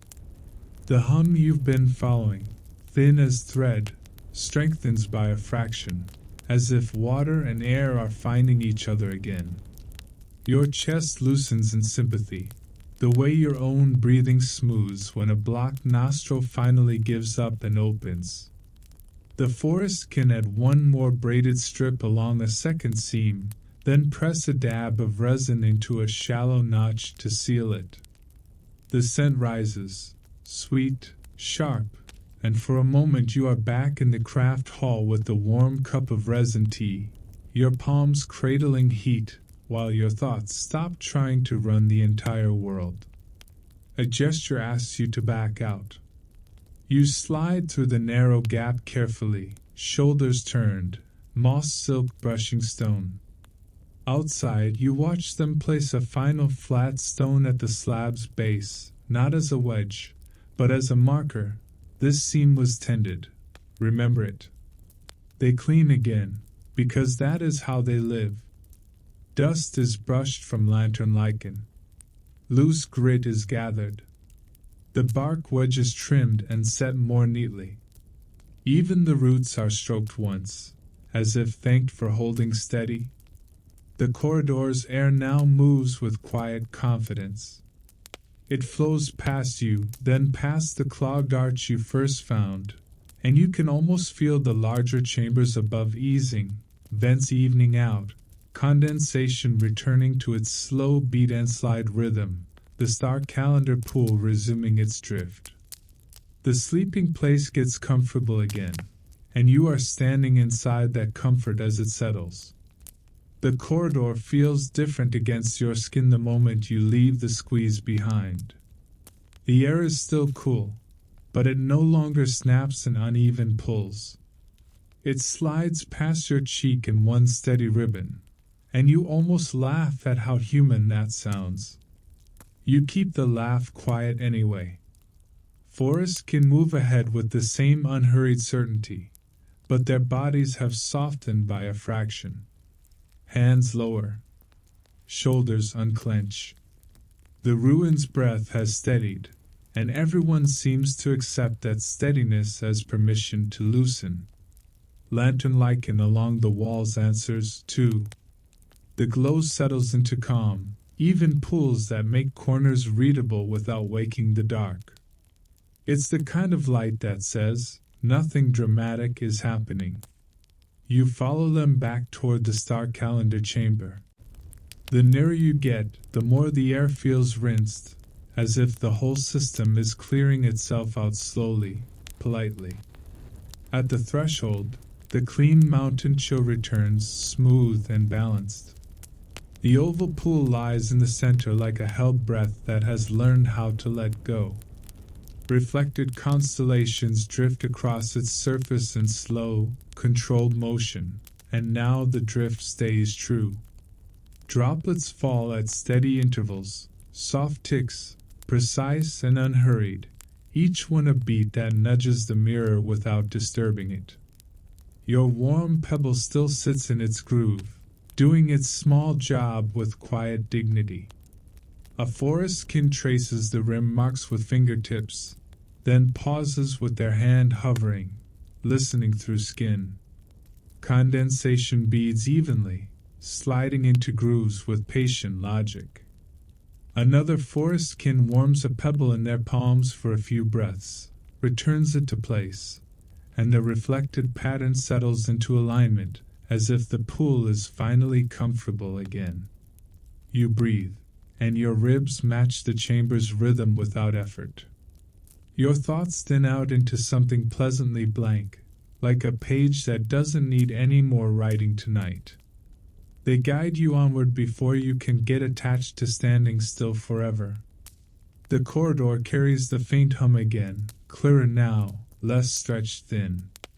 It threads into your sternum like a remembered melody, and you follow it the way you followed the first Moonwell song, without grabbing, without rushing. As you walk, the air sheds its last hint of grit. The scent shifts back toward rain memory and mineral clean, with a faint sweetness of resin in the background, seams sealed, pressure persuaded instead of forced. You pass the low arch that was coughing earlier. Now it simply breathes, and the lantern lichen stays steady.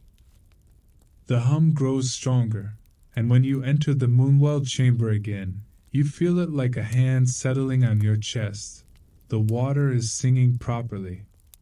The cistern holds its dark silver glow without strain. Droplets arrive at the lip, pause as if listening, then release into the pool. Each touch shifts the chamber's tone by a fractional chord change, smooth, gentle, predictable. The surface vibrates in a steady pattern, and a faint veil of mist rises, cool and clean, smelling like rain stored in stone. The stone fins along the walls beat evenly now. Moisture forms, gathers, slides into grooves, disappears into the system, returns again. Balanced exchange instead of frantic compensation. Even the drip sounds less like a complaint and more like a metronome set to sleep. Somewhere beyond the chamber, you hear it, a thin, distant glide of water in a floor groove, moving again with confidence. The lantern lichen along the arch ribs brightens by a shade, then holds, as if it has stopped bracing itself. Even the draft changes temperature, losing that dry edge and returning to cool, damp gentleness. Forests can stand around the cistern in a loose ring, not guarding, not performing, simply being present with the system they tend. Their relief shows in the smallest details: fingers that stop hovering, a head tilt that changes from alert to fond, like checking on someone asleep and finding they're breathing deep and untroubled.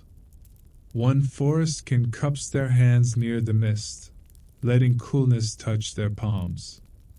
Another touches the rim once and withdraws, as if confirming the vibration is real. No congratulation. No triumphant posture. Just the quiet satisfaction of a difficult thing returning to its natural rhythm. You step closer and rest your fingertips on the rim. The vibration travels up through stone and into your skin, a soft hum that seems to comb through your nerves. Your breath slows. Your heartbeat follows. It's simply the comfort of a steady system. Air moving where it should, water falling when it should, light glowing without having to compensate for trouble. You think of the bark strip laid over the slippery root ridge, the moss bundle folded like bedding, the resin tea warming your palms, the braided fiber cushioning a seam. Everything in this place is the same lesson repeated in different materials. Keep impacts soft, keep flows gentle, keep time slow. A forest kin gathers the used moss bundles and folds them into neat squares, setting them on a warm stone to dry. Another collects the dish of sifted silt you helped gather and carries it away without fuss. Cleanliness returns the way calm returns, quietly, completely. You stay by the moonwell until the tone stops shifting and simply holds, unwavering. The problem has resolved itself into comfort. The ruin breathes evenly again, the water hums like a lullaby under stone, and you're allowed to stand inside that steadiness as if it's a blanket being pulled up to your chin. You don't leave the moonwell abruptly, because this place has taught you that abruptness is a small crime against peace. You linger while the cistern's tone holds steady, while condensation beads evenly on stone fins, while lantern lichen keeps its soft, dependable glow like a host who has finally stopped worrying you'll spill something. A forest kin lays 3 small moonstones into a shallow hollow on the rim, anchoring the light. Another warms a pebble between their palms and returns it to a groove. The hum deepens by a fraction, like a sleeper finding the cool side of the pillow. Then, with no announcement, repair becomes ritual. Shallow stone bowls appear, one after another, each warmed briefly near the cistern so cold hands won't jitter. Moonwell water is skimmed into them in thin layers that keep the vibration gentle. Braided fiber becomes quiet handles. A pouch of resin pellets is lifted and tucked close. You're offered a smaller bowl, and you take it with both hands, because this is clearly not the moment for clumsy confidence. The procession begins in the same way sleep begins, slowly, then all at once you're already inside it. Forests can drift through corridors in a loose line, each carrying something small: water, herbs, warmed stones, strips of bark cloth, polished moonstones that hold glow like fog. Lantern lichen brightens ahead of each turn, then softens again, as if the ruin itself is guiding the route. Your moss silk steps land like breath. The water in your bowl hums faintly, a miniature echo of the cistern that you can feel through your palms. The first stop is a carved arch where roots thread the stone ribs. One forest kin kneels and rests 2 fingers on the roots, then traces the leaf spirals carved beside them. Another tips a bowl and lets a ribbon of moonwell water glide along a shallow groove. The water doesn't splash. It slides, disappears, and you sense the draft through the arch smooth out further, airflow and root growth quietly agreeing on how to share space. You're guided to offer 3 droplets. You tilt your bowl just enough to let them travel the carved line. They pause once, caught by a tiny ridge, then vanish into the seam. Your hands stay warm around the bowl, and the gesture feels like paying in the only currency this place loves: moisture and steadiness. They move on, and the route stitches your memories together. You pass the bark strip laid over the slippery root ridge.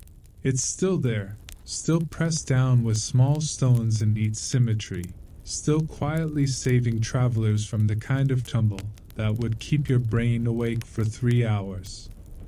A forest kin replaces one edged stone that has shifted a hair, then steps away as if nothing happened. The ruin's kindness remains practical. In the craft hall, the low-heat slab still holds its patient warmth. A resin pellet is softened into a hairline notch with a fingertip, sealing a seam so drafts won't whistle. Another forest-kin wipes lantern lichen with a clean moss pad, clearing the faintest film of dust. Light steadies. The room looks like it did earlier, calm, tended, never flashy.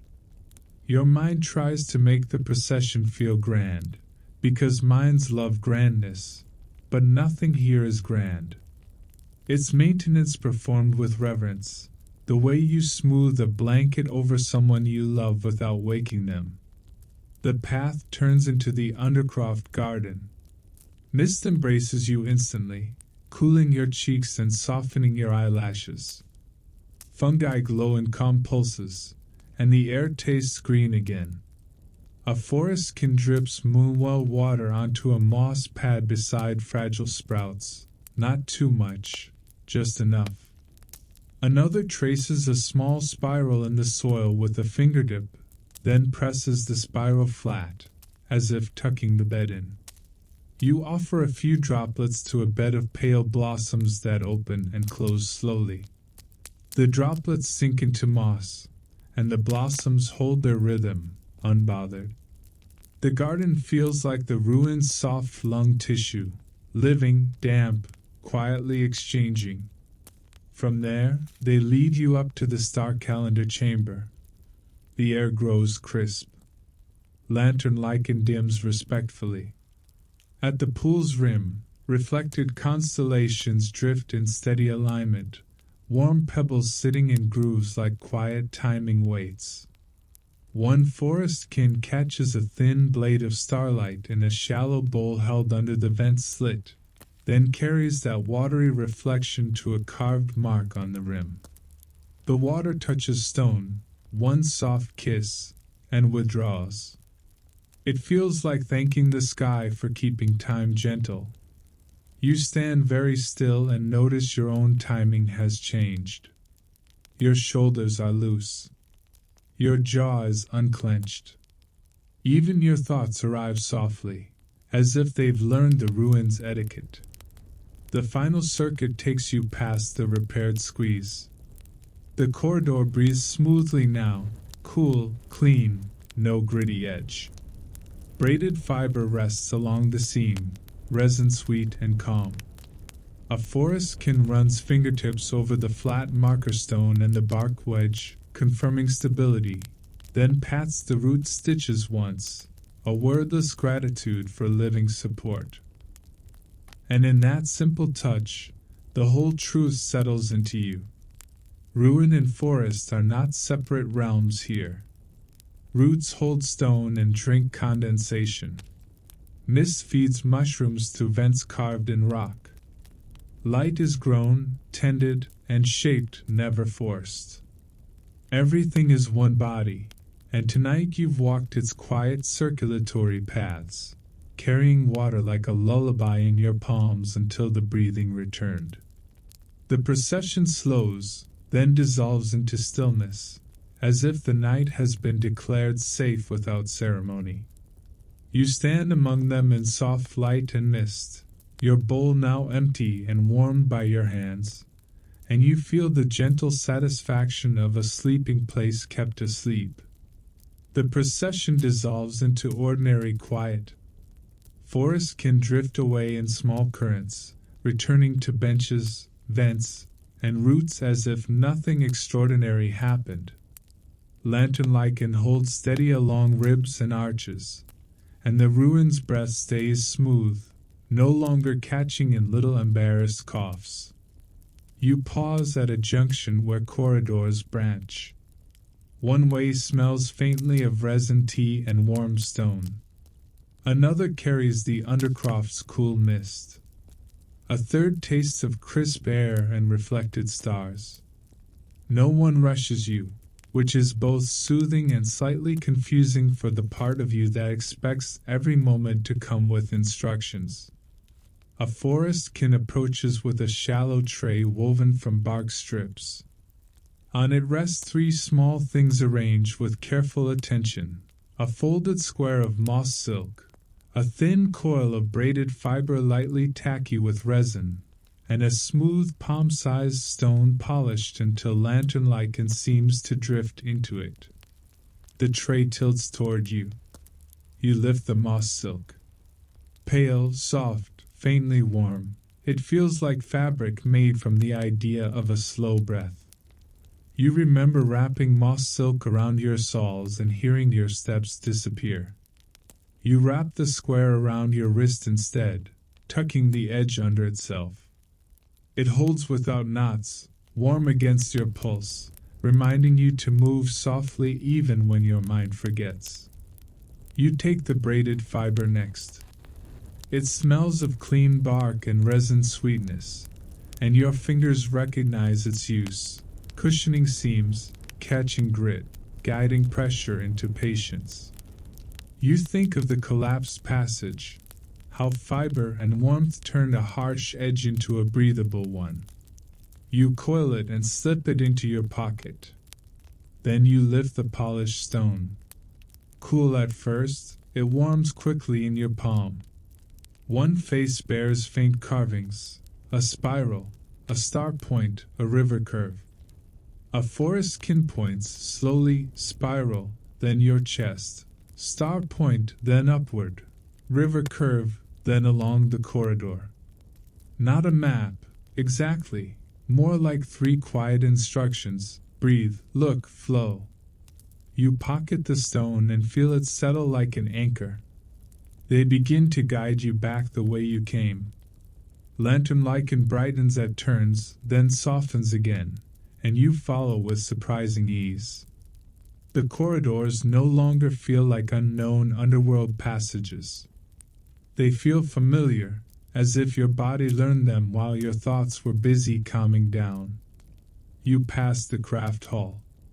The warm slab still holds its patient heat. Frames of bark cloth are aligned, tools put away, moonstones set neatly in their sockets. A forestkin polishes one stone in slow circles, the glow inside it steady as fog. The whole room feels like work that never raises its voice. You pass the Undercroft garden. Mist beads on your lashes. Fungi glow in slow pulses.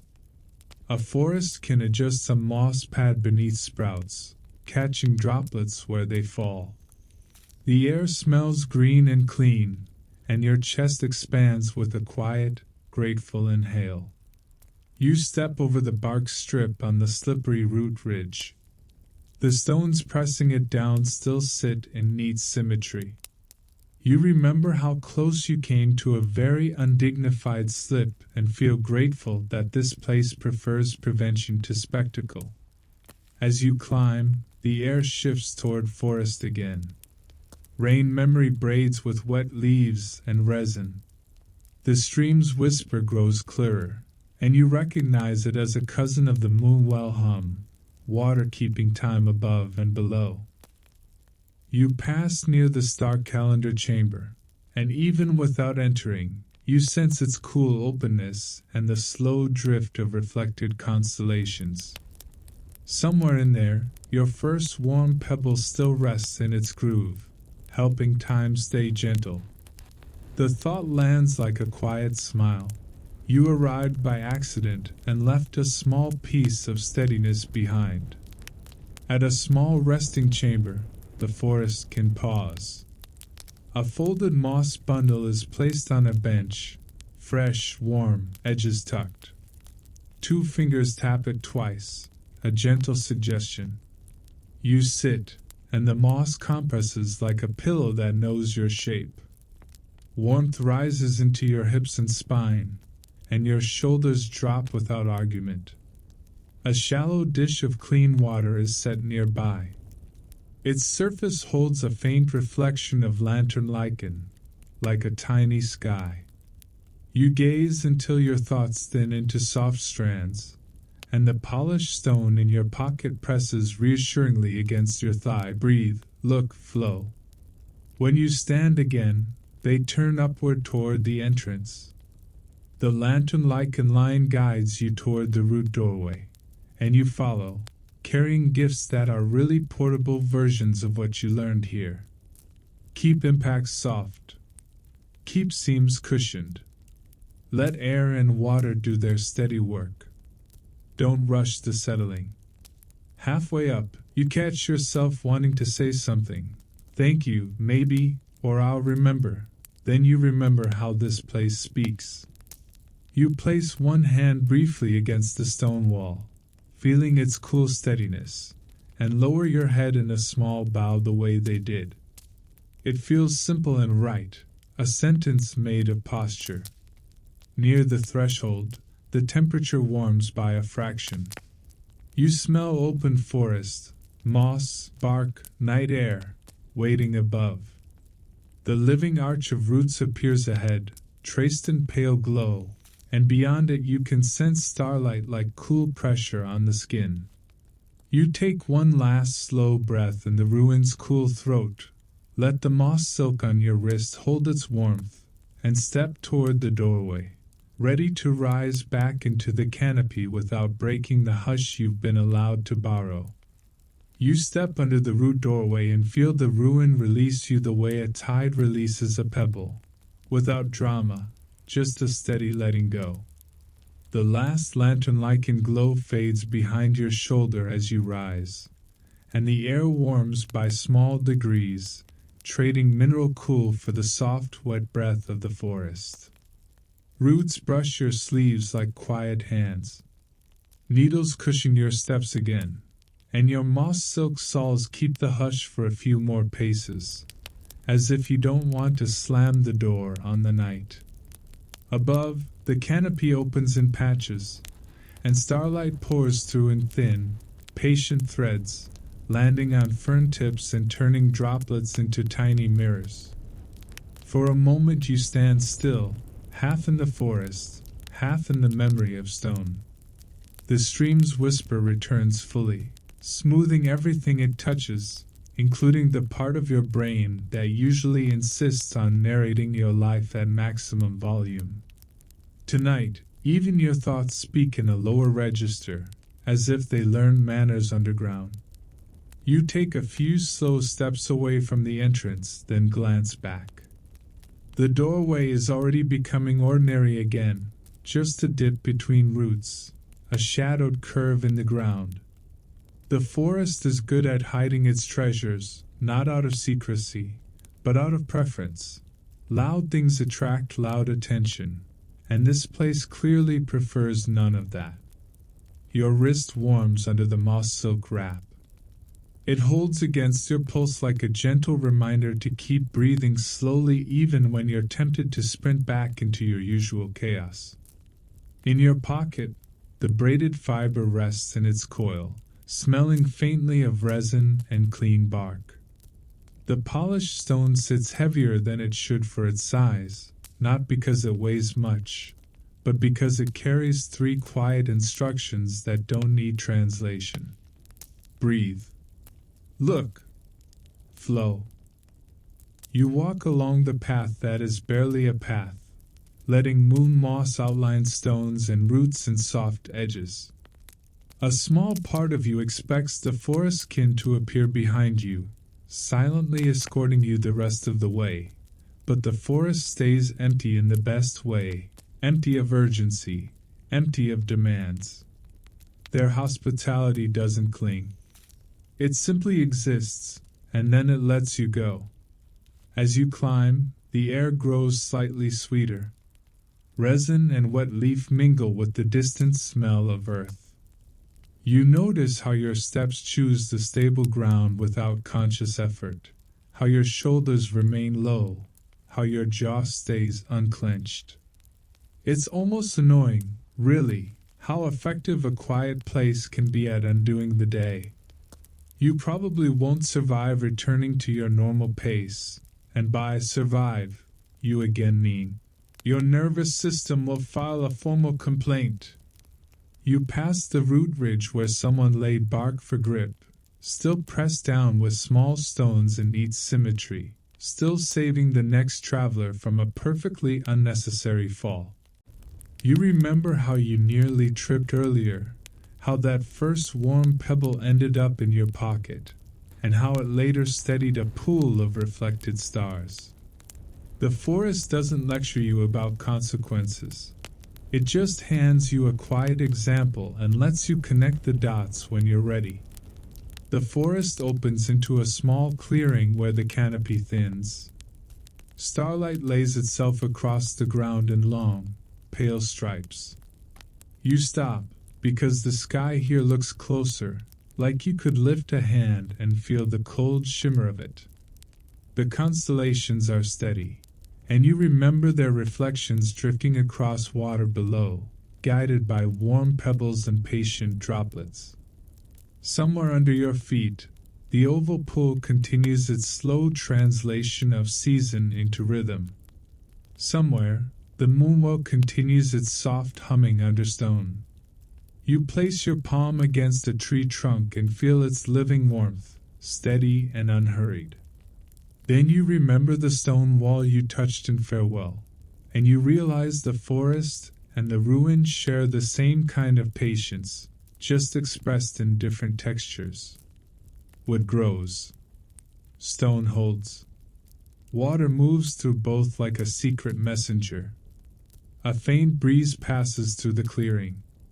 Leaves stir overhead with a sound like distant cloth, and the stream answers with its soft, constant whisper. You stand inside these layered sounds and feel your own body become another layer, breathing, warming, cooling, settling. You are not a visitor anymore in the way you were at the threshold. You are simply a quiet thing in a quiet place, allowed to exist without performing. You begin walking again, slower than you arrived, and the forest seems pleased with that. Moon moss fades as the ground rises, replaced by ordinary darkness and star spill. Your gifts stay close, moss silk on your wrist, braided fiber and polished stone in your pocket.